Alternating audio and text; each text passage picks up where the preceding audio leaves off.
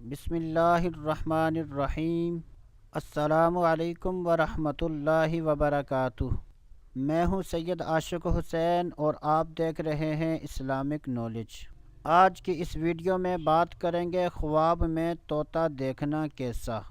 تو اس کی مختلف صورتیں ہیں: طوطا دیکھنا، طوطا پکڑنا، طوطے کا شکار کرنا۔ اگر ان تمام خوابوں کی تعبیریں جاننا چاہتے ہیں تو ہماری اس ویڈیو کو آخر تک لازمی دیکھیں، اور مسلمانوں کو فائدہ پہنچانے کی نیت سے اس ویڈیو کو لازمی شیئر کریں۔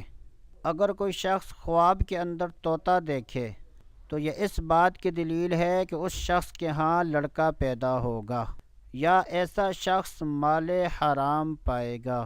اگر کوئی شخص خواب کے اندر طوطا پکڑتے دیکھے تو یہ اس بات کی دلیل ہے کہ وہ شخص لڑکا پائے گا جس لڑکے سے وہ نفع حاصل کرے گا۔ خواب میں طوطا اڑتے دیکھنا اس بات کی دلیل ہے کہ اس کا کوئی نہ کوئی لڑکا بھاگ جائے گا۔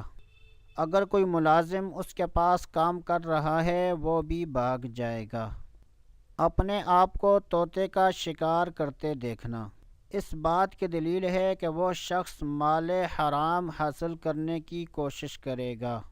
طوطی سے بات کرتے دیکھنا اس بات کی دلیل ہے کہ وہ شخص کسی لڑکی سے دوستی کرے گا مگر اس کو بے وفا پائے گا۔